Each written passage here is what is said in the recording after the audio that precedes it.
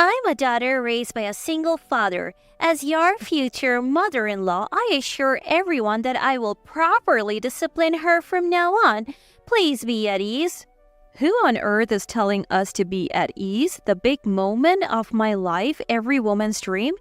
During the wedding, a major event, the crazy mother-in-law Mary suddenly grabs the microphone looking self-satisfied. Both the guests and I are appalled. Your beloved son sitting next to me is so embarrassed, he's about to cry. Mary, what are you thinking? Are you out of your mind? My name is Amy, a 32-year-old office worker. I met Potter, who's 2 years younger, on a dating app. After dating for 2 years, we decided to get married. We first went to my dad, who cried tears of joy. I naively thought Potter's parents would react the same, but that expectation was quickly dashed. No way, I don't approve. Someone you met through such an obscure method and moreover from a single parent? I won't accept it. I was taken aback by the uniquely outrageous Mary.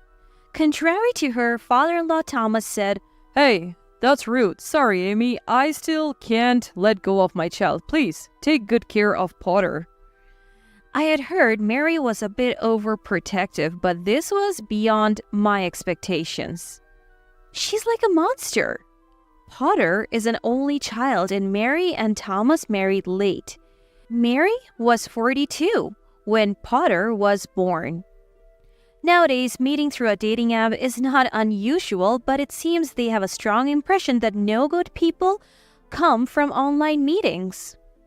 Furthermore, they seem to really dislike the fact that I was raised by a single parent. Children of divorced parents have higher divorce rates.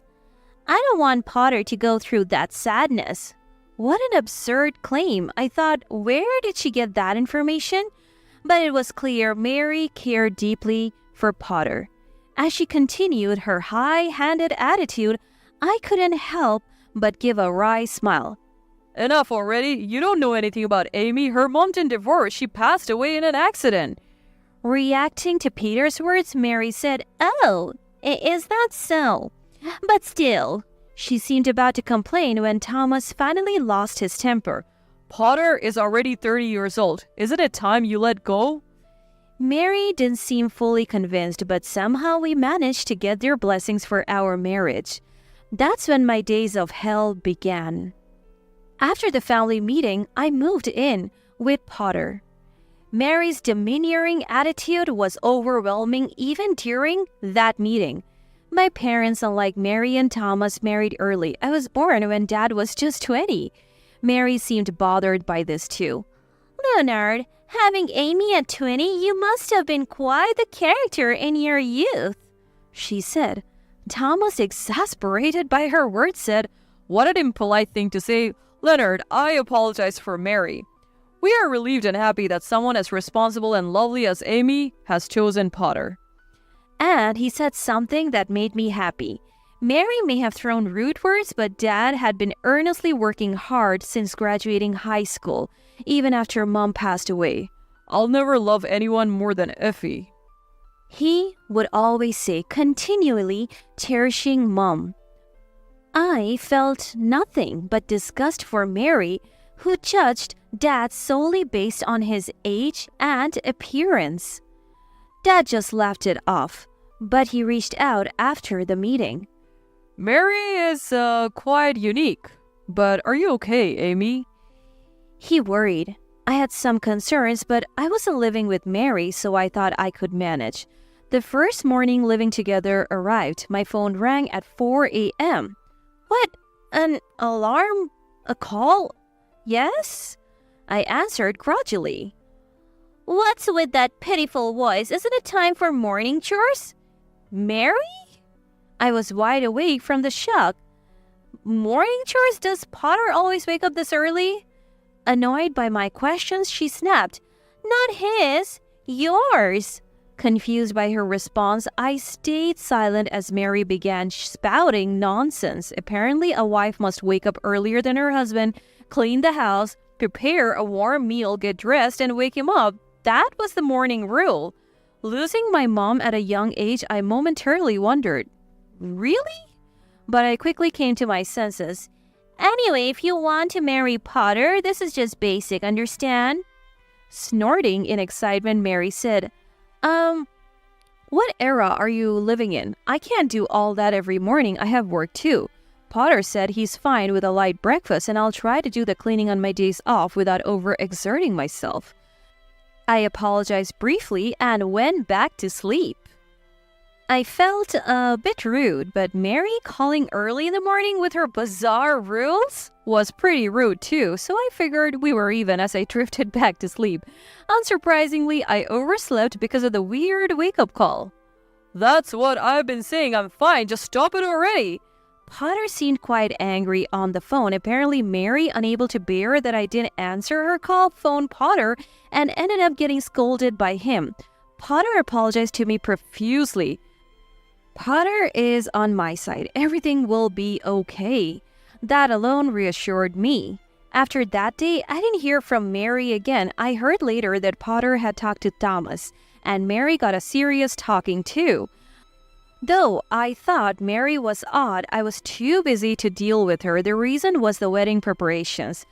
Wedding ceremonies are fun to watch, but being on the organizing side was overwhelming with so many decisions to make. I wanted to decide everything with Potter, but then he said, I'm fine with anything. The bride is the star of the wedding, right? I'm just a supporting role, so I want the wedding to be how Amy wishes. He said it like he had made a great point, which made me furious. Huh? A supporting role? What do you mean? Is it my wedding alone?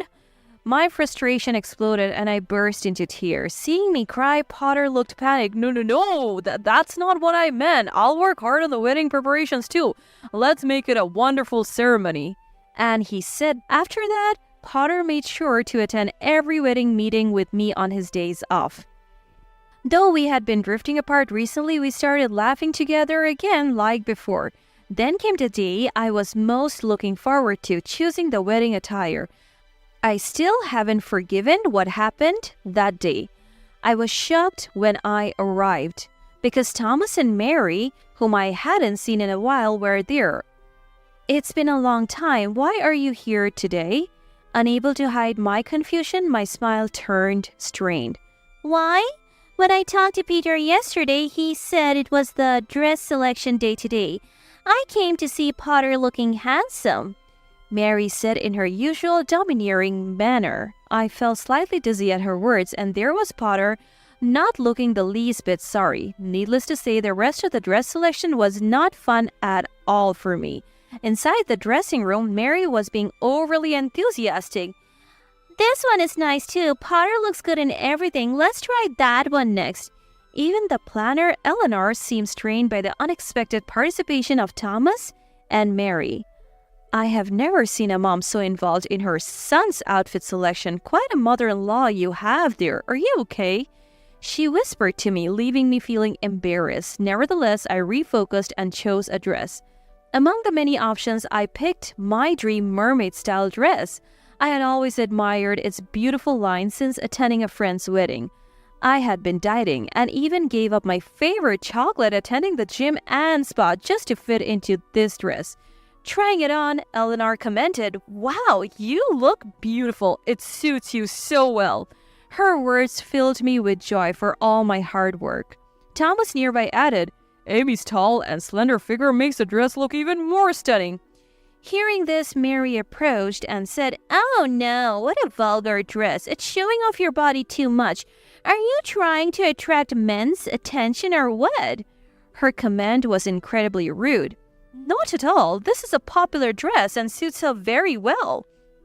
Eleanor quickly intervened, but Mary was not listening. "At our wedding, my brothers will be there too. Do you want to make a fool of me with such an indecent daughter-in-law? That's why I didn't want this marriage in the first place." After all the days off I took for the appointments, after all the dieting, my dream dress was being called vulgar? Am I really becoming part of this family? This is impossible, right? My pent-up anger exploded. Enough. Why does our wedding have to be according to your wishes? What do you want me to wear? Something like your Robert-like outfit and huge shoulder pads? Mary's face turned red at my words. Eventually, Potter and Thomas intervened in our argument. "You're unbelievable. Apologize to Amy. She looks great. Your comments are what's questionable."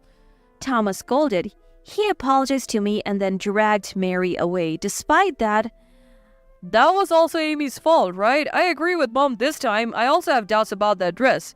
Choose something more modest. Potter said. I was deeply hurt by his words. I had always told Potter I wanted to wear a mermaid dress and he had agreed, but now, doubting whether I should continue with the marriage, I decided, I'm going back to my parents' house for a while. I'm not sure if we should get married like this. Potter was silent for a moment before saying, My feelings haven't changed. Despite his words, I went back home. Dad, I'm sorry. The wedding might be off. To this, Dad simply replied, I see, and asked no further questions. I felt deeply sorry that Dad had been looking forward to seeing me as a bride. Alone with my thoughts, I began to reminisce about the fun times Potter and I had shared over the past 2 years. We had met on a dating app, introduced by a friend, and at one point I even believed it was destiny. Our family-only wedding was next month, invitations already sent, and my cousins had expressed their excitement. Eleanor had been a great help, and the thought of it all being for nothing just made me sigh. A few days later, after work, Potter asked me to meet him at a cafe. To my surprise, Thomas and Mary were there, and urged by Thomas, Mary apologized to me. I was wrong last time. Thomas scolded me. I let my anger get the best of me. Mary seemed genuinely downcast. I have had time to think alone, and I still want to marry Amy. I'll make her happy. I watched the in-laws apologizing before responding. Understood, I answered with just that. I wanted to stay at my parents' home until the wedding, a wish Potter readily accepted. On the wedding day, a day I will never forget, Mary was in high spirits in the dressing room. What a lovely dress. It's more elegant than the previous one. I was right in my choice, she remarked. I had given up on the mermaid dress for one chosen by Mary. Not at all to my taste. Eleanor repeatedly asked, The previous dress suited you so well? Are you sure about this one? And she repeatedly spoke to me. Honestly, I didn't care anymore about the wedding. The family-only wedding proceeded smoothly until near the end when Mary stood up and grabbed a microphone. Thank you all for being here for Potter's sake, she began, to Potter sitting next to me. What? I haven't heard anything about this. As I tilted my head, Potter seemed to be in the same boat, shaking his head. Mary continued, Amy being raised by a single father will be disciplined by me, her mother-in-law, to learn the wife's rules. Rest assured, everyone. What did she just say? Mary looked pleased with herself while Potter seemed embarrassed to tears. The audience was silent, perhaps thinking Mary was joking. A wife wakes up earlier than her husband to clean the house, prepare breakfast, and must always be well-groomed. At night, she cleans again and goes to bed after her husband. She proudly recounted the same things she had told me on the phone before. The guests showed visible disgust, and even Potter's relatives had strange expression. This is absurd. I watched Mary's one-woman show, wondering if this was her idea of revenge. It was utterly pointless. At this moment, Thomas, sitting next to Mary, interjected, Is that all you wanted to say? What? Mary seemed surprised that Thomas joined the conversation. I'm speaking now, be quiet, she snapped. No, I have had enough. Do you even have the right to lecture others? You used to be diligent with chores when Potter was home. But what about now? Thomas revealed that since Potter left, Mary had been neglecting household chores and he was doing most of them now. I couldn't believe how audaciously Mary had behaved towards guests. Thomas's revelation prompted laughter from some guests. Then Dad stood up. Is my daughter Amy being sent to prison or something? She can't live in such a house. Don't insult my precious daughter. Dad's words brought tears of happiness to my eyes. There were quiet claps around the room. Mary, with her face red and receiving cold stares, looked around in dismay. Amy, say something. Amy, isn't this situation awkward enough? Despite his mom creating the situation, Potter pathetically relied on me, so I stood up with the microphone. Ladies and gentlemen, I'm canceling the wedding here and now. We will return your gifts immediately. The room buzzed with murmurs, some clapping. Potter looked shocked. Mary, too, was surprised by my decision. As you can see, I'm not liked by Mary. The dress I'm wearing was chosen by her. The dress I really wanted to wear was deemed vulgar and indecent by her, and I can't follow her nonsensical rules, so I'm calling off this marriage. This declaration was met with applause from my relatives. Hey, what are you deciding on your own? I'm allowing this marriage. A son's wife should just listen to her mother-in-law. Thomas scolded her. Shut up now. Amidst the chaos, a relative from Potter's side spoke up. You, be quiet. Weren't you the one who was tormented by your mother-in-law in your first marriage and cried back to your parents' house?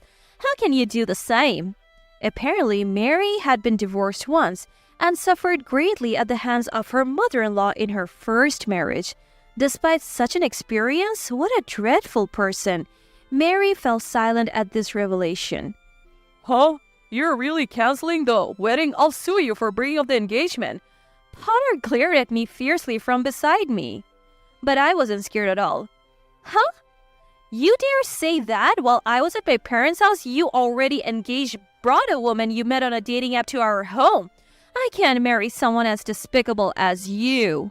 Potter's face paled. Well, he stammered. Everyone, Potter just said he would sue me for breaking off our engagement despite him cheating during our engagement. I know everything, so go ahead and sue. How dare you say such a thing? Screw you. My revelation caused an uproar at the wedding venue with condemnation pouring in towards Potter. During my time at my parents' house, my friend Nettie contacted me. Is this your fiancé, Amy?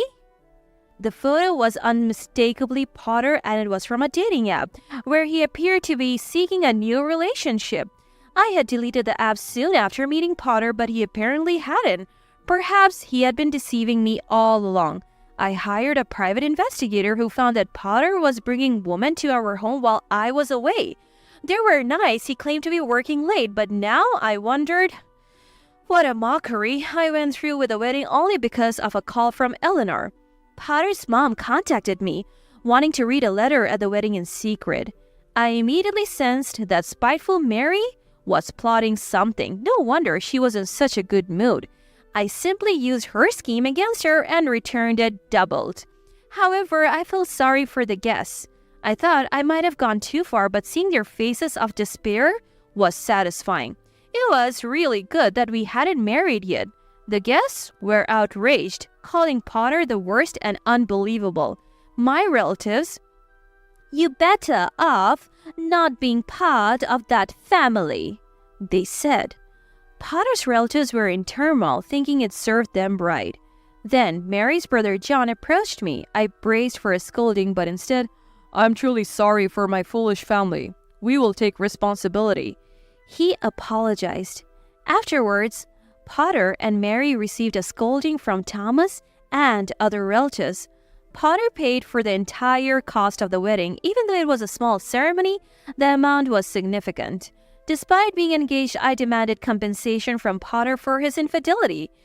He audaciously protested this, but after being reprimanded by Thomas and other relatives, he reluctantly ended up paying. While Potter and Mary were the worst, the rest of their family were good people, and I was grateful. Potter had to beg his parents for money as his savings weren't enough. Thomas, exploding with long-held anger, said, "I don't care, sort it out yourselves," and left a divorce paper before leaving the house. Thomas later contacted Dad and me to apologize. He is now enjoying peaceful retirement out of state.